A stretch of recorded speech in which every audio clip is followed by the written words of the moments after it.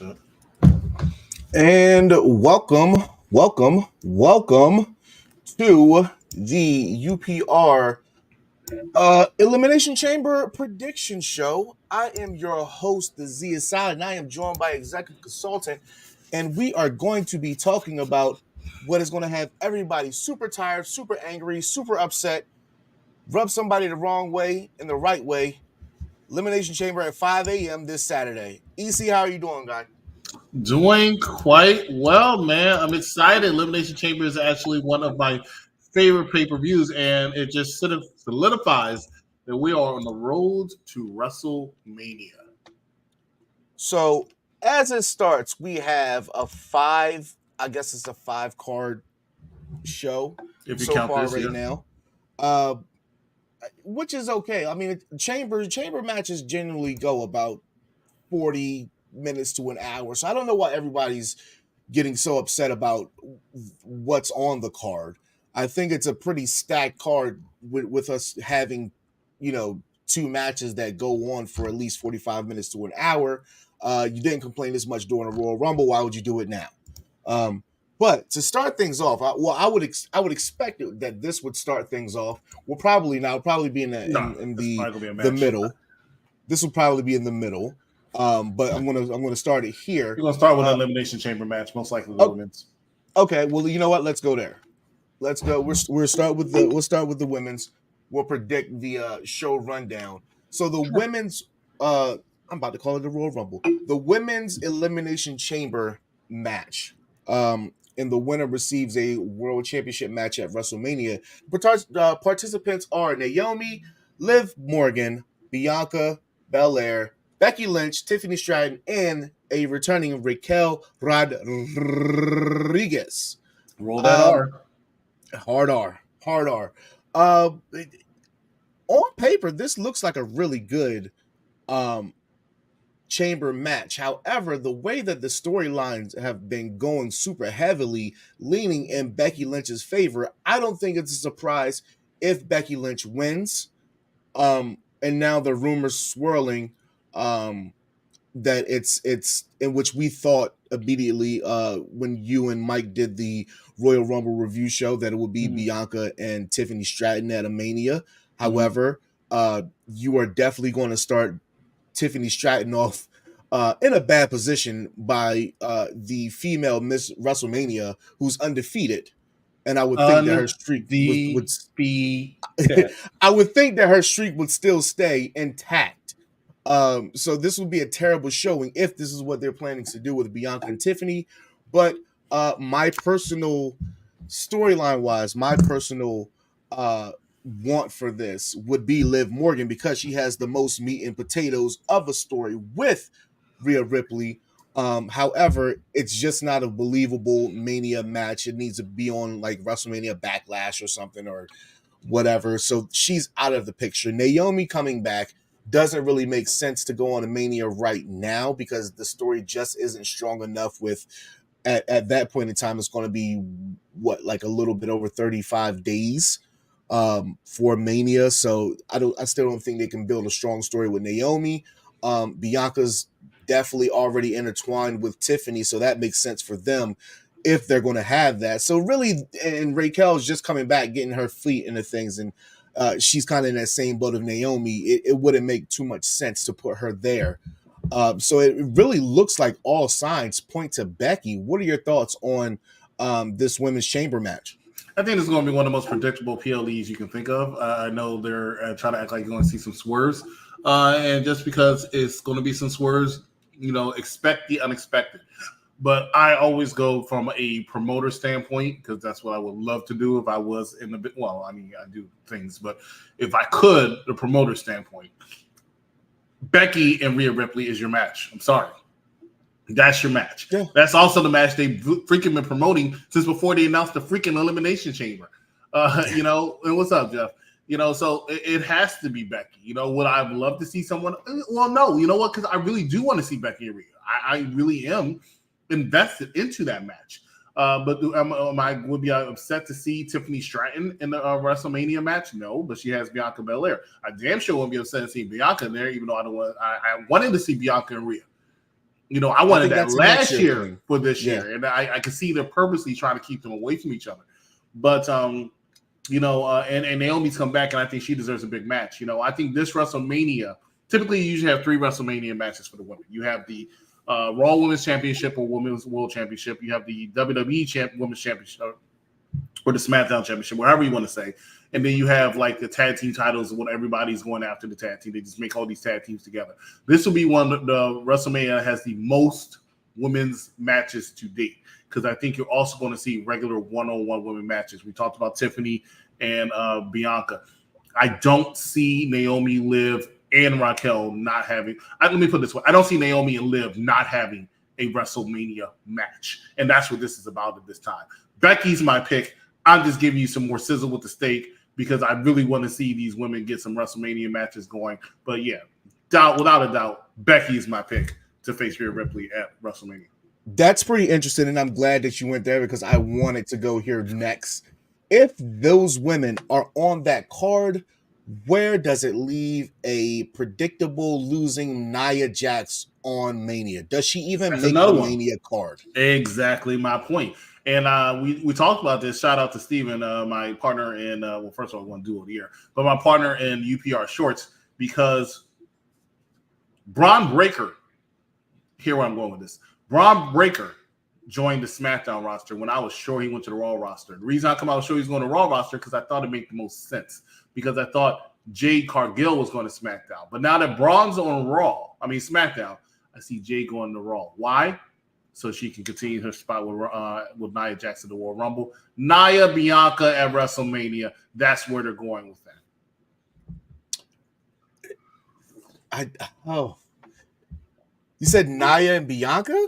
Nia and Jade Cargill at WrestleMania. That's where they're going with that. They could definitely build off of what happened at the Rumble. I could forego seeing that. So all in all, we're predicting 4 women's matches at Mania. So that would be 2 a night, and that's respectable.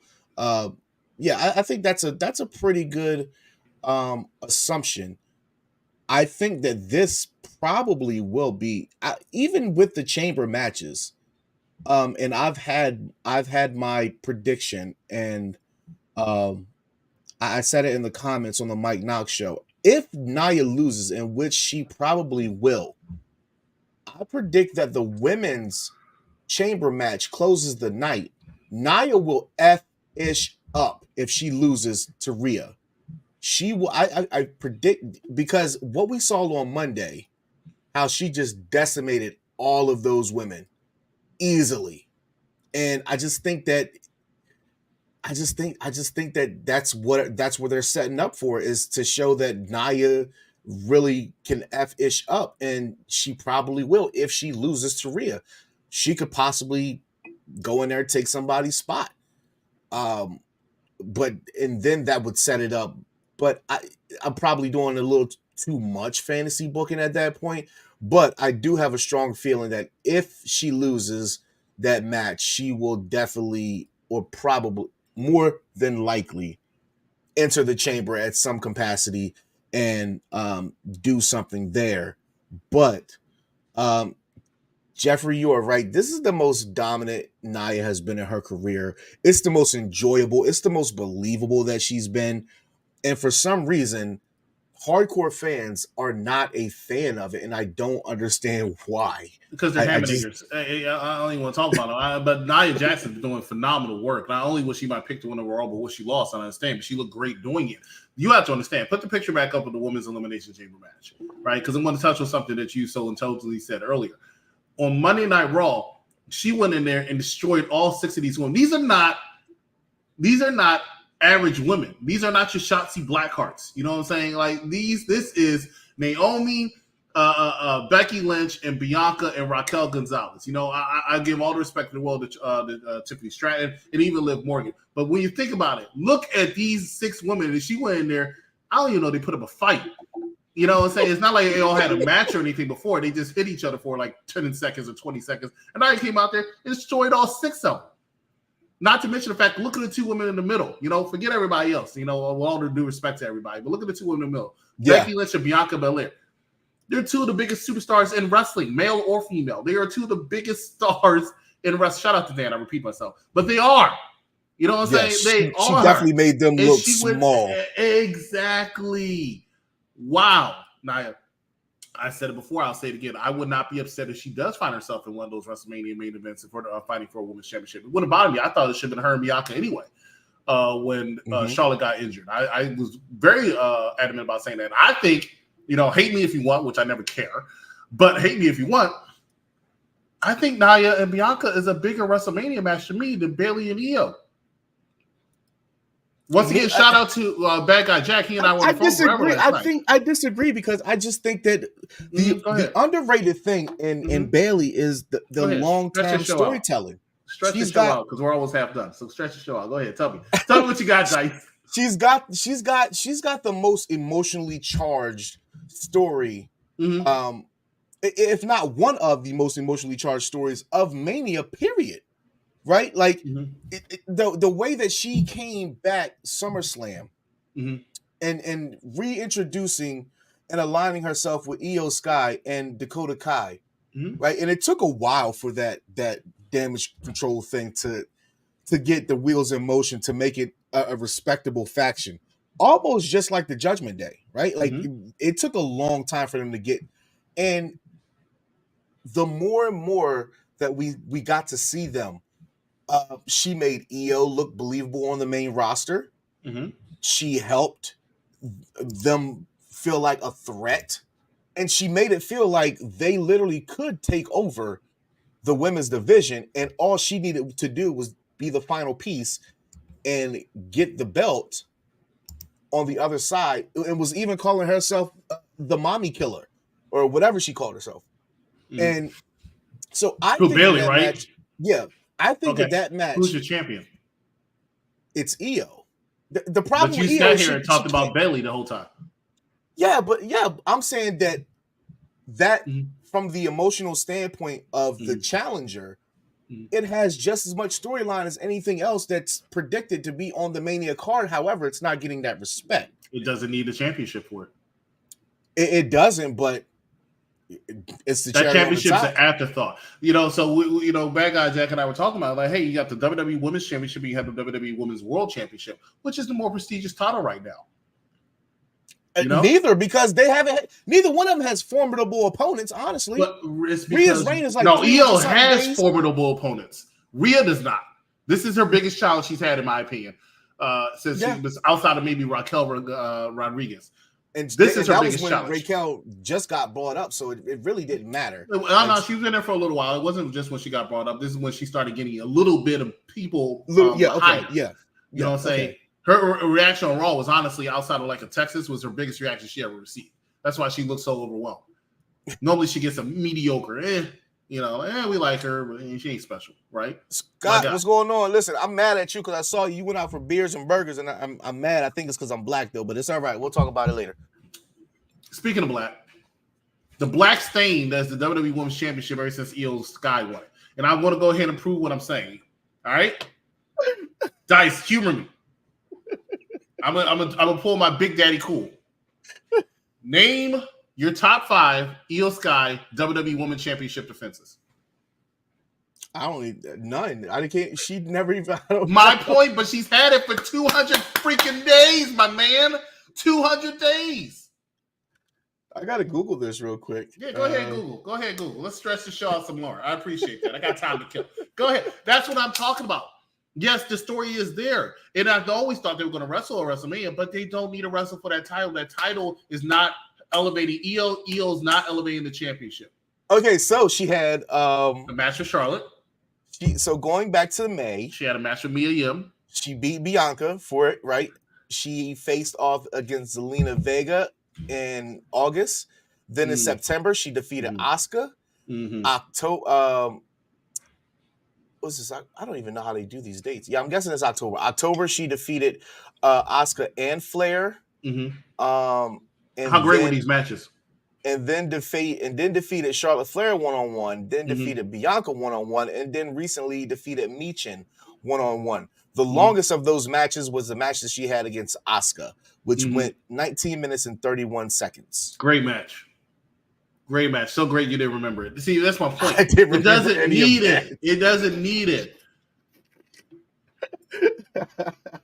That's why I always had a problem with this match, and it wasn't going to happen if it wasn't for the fact that Io wanted to be in a WrestleMania main event, and she injured Charlotte Flair, right? In one of those forgettable matches that you mentioned. She injured Charlotte Flair because it was supposed to be Charlotte and Bianca.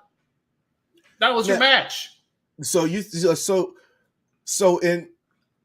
in other words, if Charlotte didn't get hurt, Bayley never makes the card. Bayley would have made the card, but that it would have been for the title. So then would she go over? Then would she go over for Rhea or no? No, she wouldn't win a Royal Rumble. It would have been either Becky, Charlotte, or Bianca, and I think it would have probably been Charlotte because Bianca was going to beat Io for that championship. That was the route. You notice how Bianca doesn't even mention going after the WWE Women's Championship anymore. You know what I mean? But she was going to. Then it got stopped because they had to change direction because Charlotte got injured. Thank you, Io. You got what you wanted. Moving along to what else is on the card, right? Because we're literally almost through this thing. That's what I'm saying. The WWE Undisputed Tag Team Championship, we have Pete Dunne and Tyler Bate, who still don't know what name they have, versus Finn Balor, Damian Priest of the Judgment Day. Quiet as kept, Judgment Day in this tag format, they really are a good team, right? That nobody talks about. They've had a pretty respectable run, in my opinion. I think it's way too early for Pete Dunne and Tyler Bate to even be challenging for this. I mean, we have to see some sort of tag team turmoil at Mania, where probably we'll see Pete Dunne and Tyler Bate in it again. Priest and Balor, probably throw in the Street Profits as well, maybe.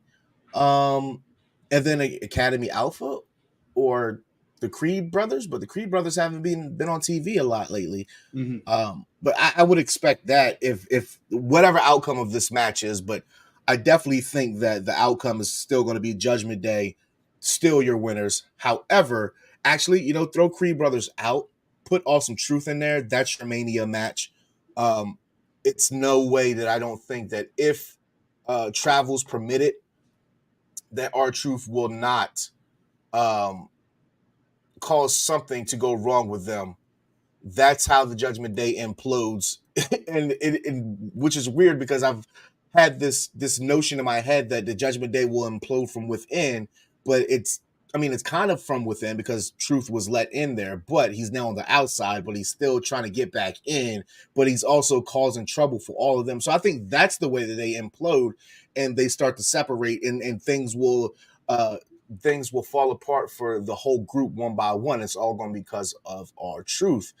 But if him and Miz can go there, or if just Truth can go there, I think that he inserts himself some way into this match or some way, but I still think Judgment Day will win.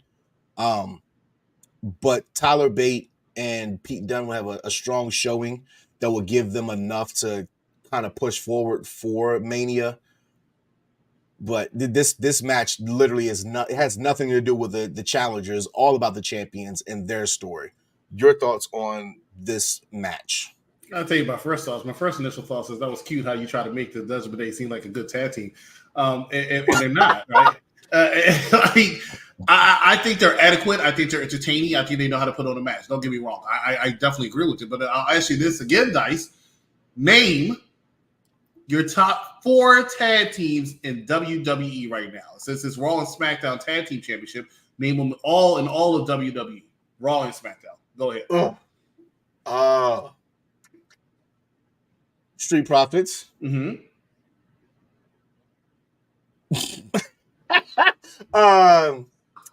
Alpha Academy. Jeez, I would actually throw Humberto and Homeboy up in there. Yeah, I'd throw them up in there. They've been picking up some steam. And then I guess awesome truth. I Mm-hmm. didn't. Mm-hmm. That's about it. I guess you were trying not to mention Judgment Day, and my point is you should have mentioned. Yeah, Judgment I was Day trying because I thought you meant like outside of Judgment Day. There's so many teams out there that are better at Judgment Day, right? And I'm not saying the best team always need to have the tag team championship. Shout out to FTR. I'm not saying that, right? I'm saying that you have all these tag teams who are real legitimate tag teams, and you put Finn Balor and Damian Priest. They're not a tag team. They're not a real tag team. I don't care if they had those damn tag team titles for the last 6 months. That's not what it feels like. 6, 7, 8, 9, 10, 11 months. I think it's been longer than that. It's been a while, but you have all these teams that are real tag teams. Look, you can't have this time last year. Who were your tag team champions? It were the Usos, arguably the, if not one of the greatest tag teams of all time. And then they had lost to the Kevin Owens the same thing, which was fine. They were fine, but they didn't have it that long. Who? They lose it to these two guys. And I'm a big Finn Balor fan. Damian Priest, I'm okay with. I just don't think he's a world champion. But you about to have, so you have these two wrestle, and they hardly defend the titles also, which is fine. I don't believe champions need to defend the titles every week. But it's like, why are y'all ever going to lose it? So many teams out there deserve it. The Creed brothers are much better tag team than Finn Balor and Damian Priest. The Street Profits are a much better tag team than Finn Balor and Damian Priest. Alpha Academy is one of the most underrated tag teams in the modern era, in my opinion. Why? Because Otis is a good powerhouse. He's a good person for the hot tag, and Chad Gable can make anybody look good in that ring, including himself, for somebody who's 4'2". So I really do appreciate what they do with them, but these tag teams, I like Tyler Bate and Pete Dunne. I don't think Tyler Bate's made into roster material. I had this conversation before. I don't. I think he's a tremendous talent, but look at the guy, right? He ain't fucking with no damn tribal chief. He ain't fucking with no tribal chief, man. I forgot DIY is being built up. There's another one, DIY. Thank you for mentioning DIY. Legado del Fantasma. You know, LWO I don't count. You know, no. Outside of what's the Cruz del Toro? Carlito. No, Carlito's the only person in LWO, and most of the time he only wears the one that wears the little top hat. He's dope in the ring, but his character sucks. He's a good somebody to throw around. You know, German suplex a few times. You're right. Good Brothers literally are lost in the shuffle. They went to NXT. Yeah, they went to NXT. I think that was the best move for them. That you were absolutely right. When I saw them on the screen, NXT needs they need a shot in the arm. They need a respectable tag team because the Wolf Dogs will run through every single person there. They will run through every single person there. Yeah, the Good Brothers is very good for you. Are God, Dice, you're hitting all cylinders tonight. Go ahead, and the thing that will get the Wolf Dogs possibly losing those championships sooner rather than later is the fact that Braun has been called up, whereas Corbin has not. If they're going to do them together, that could be a thing. But understand that Corbin can go back to the main roster anytime he wants. Anytime he wants. Yep. He still gets paid main roster money. So if they felt like we need to bring your ass back because you're getting paid that money, because Baron Corbin makes more money than most people think, right? Yeah. That's not a gimmick when he be talking about NXT. He makes some moolah. He's now become the Dolph Ziggler of this day and age of wrestling because he'll go over, he'll put somebody over, but more than likely he's putting somebody over, and he looks good doing it. So that's all good. If I can have a Dolph Ziggler career, every now and then get a championship, but have steady money, good matches, respectable in the rest amongst my peers in the wrestling business, by all means, cool. That's a hell of a career. That is a hell of a career. Before we get into the last of the night, let's cut to a commercial break because prologuing is the thing. Really? Do I have one? Hold on. Let me upload one. Let me upload a good one. Because I think these are all old. These are definitely old. He said short. Everybody needs to Everybody needs to update their rooms. Yeah. Pick a show. Give me Raw or Mike Knox show. Okay. I want this to. I gotta post this on Twitter, so this is good. Good job. We'll do Mike Knox show Mondays at 6 o'clock for the intelligent wrestling fan. Make sure you tune in. Stay with us, ladies and gentlemen. Watching a popular review. Let's just stand on your feet right now for my man AJ Francis. Another question that came across in the chat and everything else is: we know where you've been, we know where you're trying to go. Do you see yourself crossing paths with you know who, Mr. Swerve Strickland? And if so, If the money right, I mean, Swerve to got some work other with shit. or to work with or to go after. Nah, if me and Swerve gonna do something, it's gonna be against each other. Okay. It's too much. It's too much money in that, and I'm not playing second banana to nobody anymore. So I'm tired of writing everybody's promos and then everybody pretending that I'm the backup dancer. It's not gonna happen. Ooh, just said people out here Milli Vanilli in it.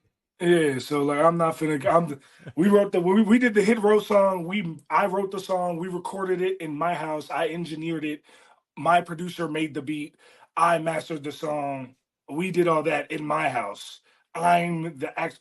There's plaques on my wall right here. Like this is not a game to me. Hit row.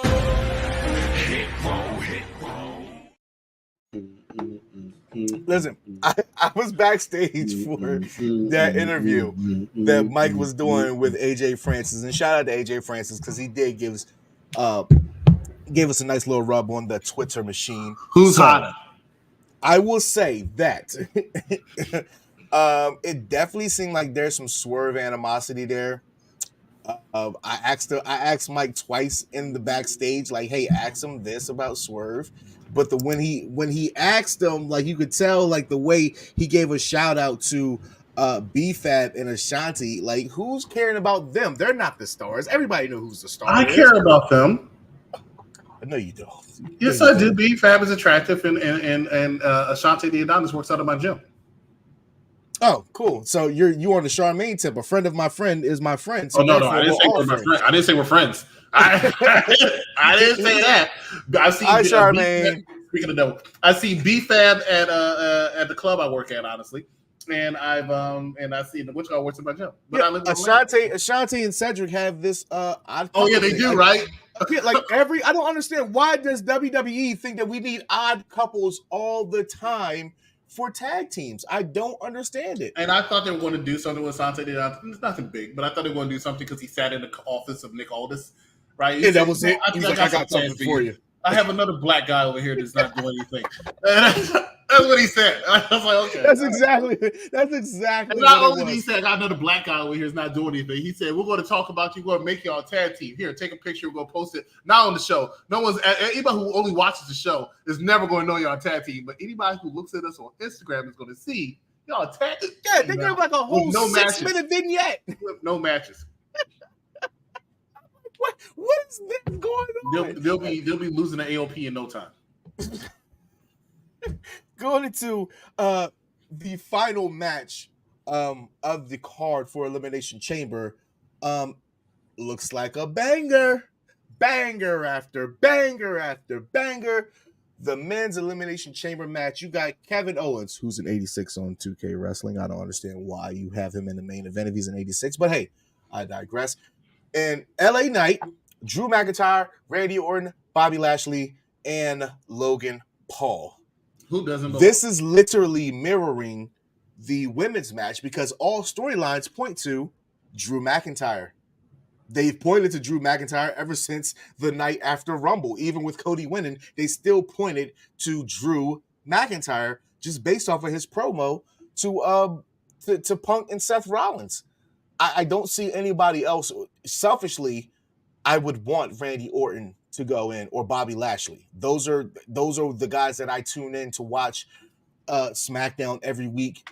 And however, storyline purposes, I don't think in 30 days that you can give me a better story to make me more intrigued other than it's WrestleMania for those two guys.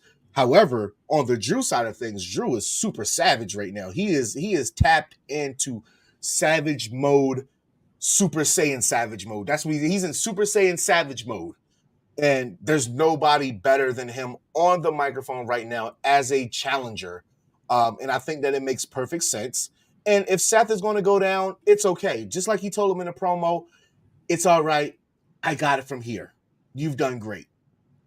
Boom. Give it to Drew. He's on a run of a lifetime, very mirroring his Scottish psychopath gimmick, but also kind of blending in the Angela gimmick with the sword, and he kind of fused those together. And I'm cool with that. I like it. I don't see anything else coming out of this outside of possibly what I've been wanting is LA Knight, Logan Paul, probably Kevin Owens, and throw in somebody as a fourth for a fatal 4-way for the U.S. Championship. While Logan Paul has had a great run with the championship, it's still a little bit underwhelming because I think it's focusing too much time on Kevin Owens. But that's just my opinion. Bobby Lashley, again, they're going to screw Bobby Lashley out of the second Mania in a row because 35 days roughly out, he doesn't have anything to do. Nothing for the black man to do. And you're going to feed him Karrion Kross in the Final Testament. He deserves much more than this. He deserves so much more than this. And Orton is just going to, hey, he's going to cruise in. He's going to get a match just because his name is Randy freaking Orton. But your thoughts on the men's Elimination Chamber match? You know, it's funny, we talked about this in the shorts, so watch us on YouTube on Unpopular Review Wrestling. If you haven't subscribed, make sure you do. However, let's talk about it. I mean, I talked about each and every single person. Let's just be real. You know, shout out to Vinny. Let's be honest. Let's be frank. Drew McIntyre is going to win. The only Raw superstar in this 6-superstar match. One Raw superstar, 5 SmackDown superstars. Drew McIntyre is going to win. I'm not exactly happy with it because I don't necessarily need to see another Drew and Seth Rollins match. We saw 2, which Drew lost both times. So I don't need to see it again. I've been very vocal over the fact that since I preferred Rock and Roman, and every time I'm on one of these shows, I'm going to say I prefer Rock and Roman. And if Seth wasn't such a selfish individual, you actually have your real main event match for night 1, which should have been Drew and Cody Rhodes. The match that happened on Raw should have been the match that happens at WrestleMania. That would have interested me. That is fresh. That's new. Cody could have, and they could have made a storyline out of that. If they didn't want to have Roman drop the title, because I think if they had Roman drop the title, it could have been Cody and Randy. Kevin Owens, I think him and LA Knight cancel each other out. I do think they're going to have another program going into WrestleMania for that United States Championship. I think LA Knight's going to be canceled out by somebody who you're unexpecting, which is going to be AJ Styles, because I think AJ Styles and LA Knight have a match at WrestleMania. Randy Orton has a date with Umaga. How that factors in the Elimination Chamber, I don't think it is going to factor in the Elimination Chamber, but don't be surprised if Randy Orton's one of the first people to be eliminated. I think he was legitimately hurt a couple SmackDowns ago, which is why he was not, and nobody's mentioned it, was not on the SmackDown last week, and I didn't read the spoilers. I don't think he was on the SmackDown tomorrow night either. He had to rest up in order for the Elimination Chamber. The person who's got the most disservice in this match is one Bobby Lashley, the almighty Bobby Lashley. Last year, this man was supposed to go to WrestleMania and face Bray Wyatt. Bray Wyatt got injured. They had to put him on Friday Night SmackDown, WrestleMania SmackDown, and have him win the Elimination Chamber. I'm sorry, not Elimination Chamber. The Andre the Giant Battle Royal as a consolation prize, where he got booed because he wasn't one LA Knight. Bobby Lashley and whatever his name is, Karrion Kross, is not a match I think is slated for WrestleMania. I think it's a strong possibility Bobby Lashley does not get another match for WrestleMania 2 years in a row. Why? So G has a question here, and who starts both chambers? I'm gonna let you take this one first. In my opinion, it's gonna be LA Knight and Drew McIntyre. No, Drew McIntyre and Randy Orton. I think that Drew and Kevin will start this match, or Drew and Lashley. That's a possibility. I think Logan's gonna be your second to last person out. There will be one person that is going to show their dominance in the match. That's going to be Bobby. And I think there will be Bobby, but he will get screwed. It's going to be sad. Those fans in Australia, the ones that are human, those fans in Australia are going to be hot all freaking night, even for that tag team title match. but they're gonna all look at each other with have you ever seen something so shocking you look at your neighbor and gasp, even there's nobody there, like this person here? Yeah. Karrion Kross is going to come out of nowhere in that Elimination Chamber match, and everybody's going to look at her like, who the fuck is this guy? Like that's I agree. I agree. I think the same thing. But even if that's the route that they go, it's still a disservice to Bobby Lashley, because if it's at Mania, we're going to get like a 8-minute multi-man tag match. Mm-hmm. And at that point, Bobby should get his WrestleMania win, but it's not what we want. I don't care to see Bobby to go after the US Championship anymore. Y'all have been letting this man avoid Roman Reigns for far too long, and we're starting to get what looks like the winding down of the Roman era or the Roman Empire, and he still has yet to face 3 people who are legitimate challengers: Randy Orton, AJ Styles, Bobby Lashley. Those 3 have been avoided by Roman Reigns by creative, and I think it's purposely, but well, I think Randy Orton or AJ, one of them was going to have their match at Royal Rumble, and then they decided to throw everybody in there. Yeah, which still sucks as a disservice to those 2 guys. But Lashley, the only the only intertwining of Lashley and Reigns was Royal Rumble when Brock Lesnar was there, and he looked at the belt and he hit Brock and he tossed it like it wasn't nothing. They also and Bobby ended up getting the dub. Yes, but other than that, the only time that they've interacted was when Bobby first came back and he aligned himself with McIntyre and Ziggler, or was it McIntyre and Corbin? It was McIntyre and Corbin, right? Well, yeah, but that was in 2019. If you're going to go that far, yeah, that was headband Bobby. That was headband Bobby. Yeah, it was headband, man. But because they actually had a match at a pay-per-view, I forgot which pay-per-view it was. It was right before SummerSlam because they were fighting to see who was going to fight Brock Lesnar. But this iteration of Bobby, so Lashley, was it okay? Was it Battleground? I don't know. I just know it was in July. It might have been Money in the Bank. Starting off the women's, I think that you will have Bianca and Becky. Bianca and Becky, or Bianca and Naomi? I think it's going to be Bianca and Becky, or Becky and Liv. I think Becky is definitely starting. The powerhouse here is Raquel. Are we ready? But are we ready to see? So, will anybody have a Shayna Baszler performance in? No. The chamber? Okay, I didn't think so either. Okay. Shayna Baszler, and the sad thing is that was the last pay-per-view before the pandemic. It was such a terrible pay-per-view, and that was when I was a big Shayna Baszler fan. But that was a horrible Elimination Chamber.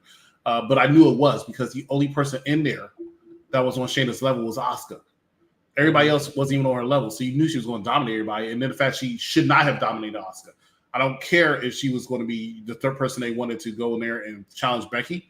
She had no business dominating Asuka. Asuka's Asuka, right? Not saying that she shouldn't win, but she shouldn't dominate. She did. But no, not with these 6 women. You're not going to have somebody go in there and dominate like they did with a Becky Lynch, who's Becky Lynch, with Bianca Bel-Air, who's Bianca Bel-Air. So you have your most popular woman in Becky Lynch. You have your most marketable woman and Bianca Bel-Air. You have a lot of people's heartfelt, sentimental favorite in Naomi. And the reason I say that is because if you look at every time Naomi's on the screen, look at Twitter, she's always trending. Every single time she trends. Yeah. Right? People love Liv Morgan. And I mean, honestly speaking, the only person that doesn't have it right now is Tiffany Stratton. And she, I think, for NXT come up, I think she's in a very good position. So no way in hell will somebody have it. And Raquel Rodriguez, I'm happy she's there. But the rumors are true that she's just replacing Jade Cargill. I see why they picked her. So she's just going to be there to adopt. Like we talk about the men with Bobby Lashley. That's what Raquel Rodriguez is for somebody to go out there and be the powerhouse and dominate before everybody hits her with 3 or 4 of their special moves and gets her out the ring. Okay, so what do you think, or what have you seen is the reason for the Jade Cargill pullout?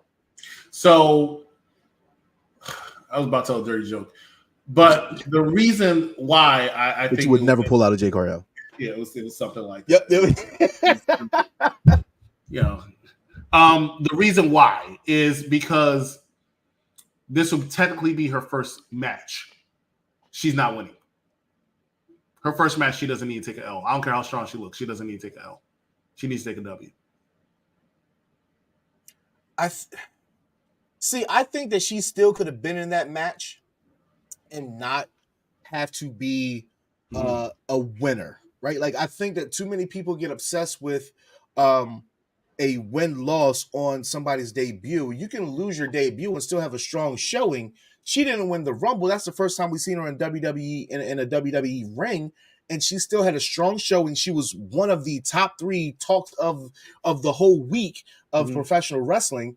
You could have easily put her in. You could have easily kept her in, right, and had her to a point of, the last time we saw her was at Royal Rumble, where she was dominating people that shouldn't have been dominated, right?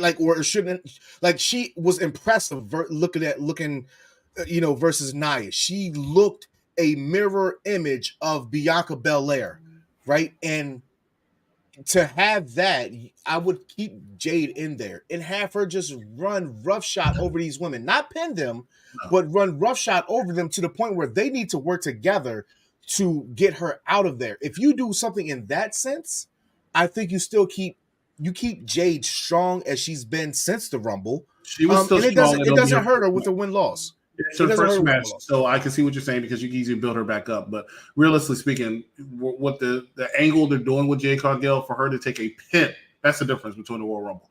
A pin. Royal Rumble, something can happen. Like I think the way she got eliminated, something happened. Oh, I messed up. I made a mistake. But eating a pin the first loss is going to kind of take away from what they're trying to portray with her.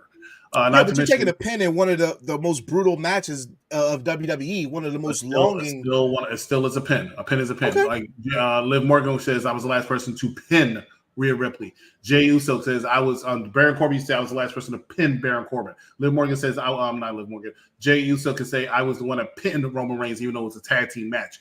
And also, WWE is looking at it like this.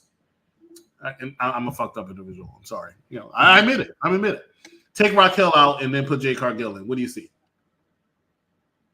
Black Girl Magic. 3 black women. They ain't having that shit.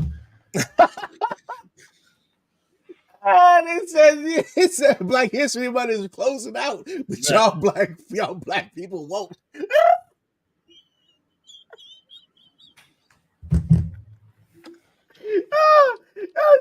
Okay, so I need to know: Are you a Black History fan in WWE? Like, do you go crazy over wins losses for Black History? No. I'm not one of those. I hate when they say they're like, "Oh, they lost because Black History Month is over." I don't like when Hamburgers say that. I just said it's a joke, but power to the people. I just no, I can't stand when they do that. Hey, let me tell you something. The Black community sometimes they do the crazy wrestling shit, right? Crazy wrestling shit. One of my biggest arguments is when people sit here and talk about whether or not The Rock was the first African-American WWE champion. Hate having that conversation, but whatever, it happens. It's not an enjoyable conversation. It's not, because people so strongly believe that he is or he isn't. And I'm like, stop the madness, man. I hate to break the news to you. Kofi Kingston is not the first WWE Black Heavyweight Champion. It is The Rock. The man's father's name is Soul Man Rocky Johnson. You can't get more black than that, okay? He might as well have been on Sanford or something. Kofi was Guyanese? Is that how you pronounce it? Guyanese, and he is the first straight African American, if you want to say that, because Rock is half black, half. But we're not going to sit here and discount the fact that the man is Rock is black. I mean, he joined the fucking Nation of Domination when they were wanted to be black owned, right? Like, what are y'all talking about? I don't understand. Like, this man was in a Tyler Perry movie. Like, what are y'all talking about? Like, get the hell out of here. Appeared for a few seconds in a Tyler Perry movie. He was in a Tyler Perry movie, right? Did you see Drew McIntyre like, oh, whoa, DM Hunk? No, you did not, right? You saw The Rock. You didn't see Stone Cold in his redneck self in no Tyler Perry movie. Like, give me a few beers. Give me a hell yeah. No, you didn't see that. Hulk Hogan damn sure wasn't no Tyler Perry movie. The Rock was. All right, so before we get out of here, just a overall rundown of what we're going to see and our winners of the. I want to know who is your winner of the men's and women's chamber match, and who do they pin? All these things are going to be put in the poll. Also, that reminds me, I got to tell David to put it in the chat on Friday, not Saturday, because clearly everybody will be asleep or it'll be over. So let's go with Drew McIntyre pinning LA Knight. Let's go with Becky pinning Tiffany Stratton. See, I got Becky pinning Liv Morgan. And I got Drew pinning Kevin Owens. I think both of those are strong possibilities as well. Strong possibilities. And I think that we can agree that Nia's going to lose. But Definitely. what's the over under on the theory that I had that if this match is before the women's chamber match, I can that see what you're Nia saying. has an impact. I can see that happening 100%. If they're going to make it a triple threat match, I can see that what you're saying happening. Would you like that? Because we haven't gotten a women's triple threat match in Mania, and I think that is triple. Honestly, I think 35. I honestly I've thought ever since Nia came back and she's had a showdown with Rhea, she's had a showdown with Raquel. I immediately thought you could throw any fourth person in there that you want, and maybe it could be Becky, and you could have a fatal 4-way at Mania. Or is that too many bodies? Yeah, I think it's too many bodies. I'd rather see Becky versus Rhea 1-on-1. I think that's the way it should go. I would not be upset if Nia over a triple threat. I can understand a fatal 4-way. I'd rather see 1-on-1 over a triple threat. I wouldn't be upset. I wouldn't be Cody Roman right now. But I'd rather see Becky and Rhea. Jeffrey, I will be watching the press event. I'm so mad that it's at 11 because I would love to do a watch along, but I'm not doing that. So I have to go to work at 12. So watching these things, they have a tendency to probably go until about 12:30. My sleep schedule has been so off, and I've been playing Xbox till 2 in the morning with a 3-year-old that I got to get up, daycare ready, and at 6. So I'm a terrible planner of things. So I'll just be watching it and tweeting about it. That's about it. What do you think that Cody and Seth have to say on a Grayson Waller effect? Because my prediction is that Seth is still trying to convince Cody that and to be in his corner. However, I am still of the ilk that Seth is absolutely 100% the guy. If it's not going to be Orton or Lashley to take down Roman, it's gonna be Seth. And I think that it should be. It should be. I think that the thing that people forget or they don't pay attention to is the verbiage in people's promos. It's not just by mistake. It's they while they might freestyle on the microphone, there are still certain points and certain verbiages that they have to hit. And if you listen very closely, Seth hit all of his points that he was supposed to hit. And even if you look back between the feud building up to Roman and Seth at Rumble, he had him. He had him.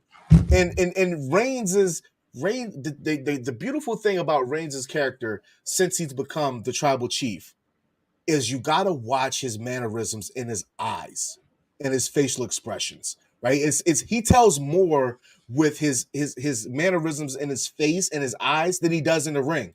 The trash talking and the moves are the cherry on the top. But what he does, and this is why I tell me and Mike, we love the pandemic era. While it's one of the most terrible eras of wrestling, it's also one of the best because the cameras were able to capture the character more than them piping in. Like, yeah, of course they were piping in noise, but to hear Roman dog his opponents every single time, what he was talking to Jay in that first matchup that they had, telling him it's always been me. You don't understand the pressure that I have. Like, you wouldn't have got that at a live show because you wouldn't be able to pick up on it. But the fact that it was quiet in the arena in the Thunderdome, so leading to my point that Seth has always been in the mind of Roman because he's told him that he taught him everything that he knows. Let's not forget, Seth was the absolute first piece that broke the Shield up in being the plan B of Triple H's authority stable. So you just kind of got to lean that direction. It's nothing about Cody that makes me say he's believable to beat Roman. I'm sorry for the Cody Rhodes fans out there that he gonna finish Cody Dory. He gonna finish Cody Dory. It doesn't make sense, and it doesn't look believable to me. I mean, it might look believable to you, but storyline wise, history-wise, Cody has only a smidgen of history with Roman. It should be somebody that has history with Roman to beat him, period. I keep saying it, Dice, once again, give you the MVP. That's why I wanted to do, but everybody ignored me like I'm David Sanders or something. I was like, top 5 people who truly have a story with Roman other than Cody Rhodes. Cody Rhodes does not have a story with Roman. They try to shoehorn the damn Dusty thing in there. It didn't work for me, right? He has more of a story with Randy Orton. Roman, however, has a story with The Rock, because ever since he said tribal chief at the table, everybody thought Rock. Has more of a story with Seth Rollins, who's the only person that he lost to in this thing outside of like Xavier Woods. But I mean, it was a disqualification, but you know what I'm saying? Lost to.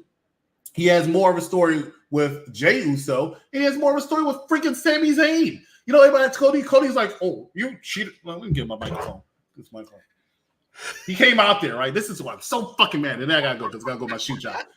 He came out there, right? Because the only reason how can we have this is because he did not know how to do business, man. He didn't know how to do business. He was scheduled to win the Royal Rumble, and then Vince decided to shit on some people's heads, and they found out. And then they CM Punk got injured, so because Cody already pointed to Roman.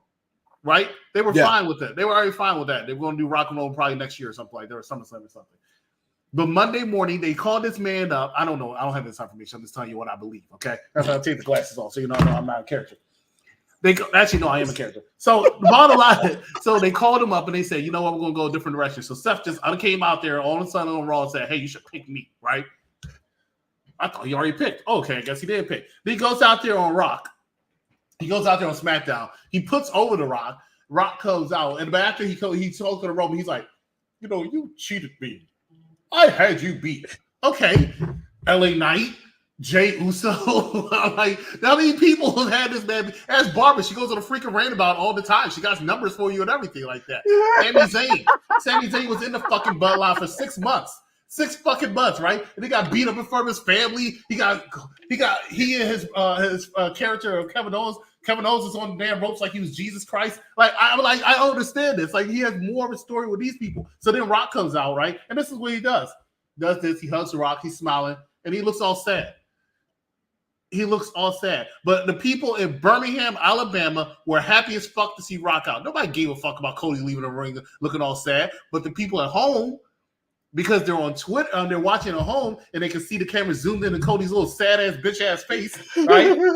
With their chicken nuggets. Well, then they get online like, I can't believe they did this. They're going to like, shut the fuck up. I'm hot. I'm pissed that they did this shit. What are we supposed to do with the chicken nuggets? Stick up your ass. Like, come on. So, he's not going to be cleared by Mania because clearly he's going to need surgery one way. They're hoping that he can at least go by Mania. Give up the title. That would get him through the whole match of Mania, and then he'd probably take time to have two issues wrong with your knee. There's no way that no surgery is going to repair it. And then you and then you do some action to it, and you risk injury even more. But I think he just wants that payoff, and he deserves to have that match, that moment. He can still be in the corner. Yeah. He can still do that, but that match, no. He needs to give up the championship. He's holding on to it. You know when the champion gets to pick their Royal Rumble runner? Since they've been the tribal chief, the head of the table. There's nobody. Listen, you can go on and look at history, right? There's been nobody to be able to call their shots the way that Roman Reigns had. Not even Hollywood Hogan was doing this ish, right? And I'm literally watching Monday Night Nitro, and I've started way back from the beginning. I'm like in 96, like the back half of 96, and watching what the NWO did, watching what Hogan did. Not even Hogan did this, right? Like, not even Hogan was able to be like, I'm calling the shots, brother. Like, no, like, in a sense he did, but it was all Bischoff. So it really wasn't. And you can't say it was Paul Heyman. It's literally Roman Reigns telling you who he's going to face, when he's going to face him, why he's going to face him. Hogan wasn't doing this, right? And like, I as much as I love the NWO, right? I have a legitimate argument that the Bloodline, storyline-wise, is arguably the greatest faction. However, if we're talking about literally the greatest faction of accolades, it goes to the main event mafia all day, every day. We know this. We know I think this. the most influential faction of all time is this. I think influential in pop culture is this, in my opinion. I think the most influential faction of all time as far as wrestling is this. I think the hottest faction of all time is this. I think the greatest faction of all time in terms of storyline is this, because they've been going on for 4 years and they've always found a caveat to draw you in a thrall. Have they had some bumps up and downs? Yeah. But when they hot, they are hot, right? Breaking records and all that stuff. And then the main event mafia, just the greatest. You know what? That's the next. That is great. That is a great. First of all, what mark are we at? We are at the 56-minute mark, so it's more like 54. That is a clip. Yeah, I just posted a clip now, and that is the next episode of debates. How would you rank those 5 factions in the history of professional wrestling? Jesus, you just did the work. Good to me. You just did the work. Now we just need 2 victims. That's it. Sounds good to me. We completed the last match. He's fat. Scott Steiner. I still have that on my computer. We definitely are of the ilk of that Judgment Day is going to win. Are we not? Yep. Do you expect anything with Truth and Miz, or pretty much straight? No, they're not. I think Miz is our Truth might be there. Miz is I doubt would be there. Maurice is going through some stuff. And I don't think he wanted to take that long travel over there. So he's at home. One of the perks of being one of the most respected and longest tenured wrestlers. Mm-hmm. Not to mention that he's a multi-millionaire. Lying. Talk about R-Truth was there since the 2000s. No, what? Not at all. Y'all was lying. Y'all. He's one of the longest tenure, but no doubt. But he's definitely not been there since 2000. He definitely went to TNA, won a world championship and everything like that. So yeah, he's not longer. And when he was in 2000, he was K-Quick. So... and they don't even want to acknowledge that. Before we get up out of here, any last words on the prediction show for? Are you waking up at 5 a.m.? No, I'll watch it immediately when I wake up. I think that tomorrow, since I will have my son tomorrow night, I set my son down to go to sleep around like 8:30ish. Mm-hmm. He'll be asleep. I think that I'll go to bed with him. Mm-hmm. And I'll probably be up around 5, only because he'll probably be up around like 6 or 7. So it kind of lines up with everything. But if he wakes up in the middle of the night around like 4, I'm just going to be like, all right, it's 4 a.m. Cool. I'm just going to lay in bed and watch it. More power to you, my bro. Because the problem is, and most of us are a prisoner of this, we will not wake up and not look at our phones. Mm-hmm. I know for a fact that when I turn my phone over, it's going to have some sort of results. Oh yeah, I'm not looking at my phone. I'm not looking at my phone. So, I'm gonna check the time and that's it. I'm gonna watch it as soon as I wake up. I'll probably wake up like 7 or 8 anyway, but I don't get off till 2:30, so I'm not gonna say, okay, let me just stay around until 5. No. The only time I will ever do what's going on. The only time I will actually do that was WrestleMania, maybe SummerSlam. That's the only time I will do that. Elimination Chamber, I can wait. It's like, this is probably one of the worst schedulings of. Has there been anything else that you can think of overseas that they've? Not this time. I mean, what they did, what was it? It wasn't Crown Jewel. It was something they did at like 1 o'clock. I think it was Money in the Bank. That was a little odd, but it was, I thought that was too. I don't like it that early, but it was fine because it was doable. You know what I'm saying? Yeah. But 5 o'clock, and I didn't think about it till they put up the little lineup sheet or something like that. I forgot all about California. I forgot about poor California. I'm over here screwing around about it.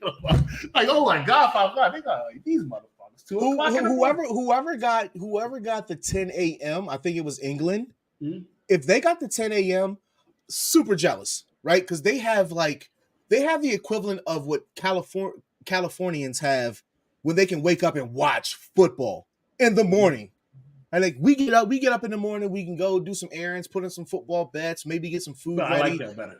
I do like it. I like our I football. do games. like That's it, but why. I am a little bit jealous only because I am a Los Angeles Chargers fan. So by the time the first set of games are done, Mhm. it's like 4:00, right? I'm fine So with it. if I was in California, like it would be earlier, but it's cool. When I was in Vegas and I woke up and it was 10:30 and the game was on, I thought, and then I had the rest of my night. I liked it.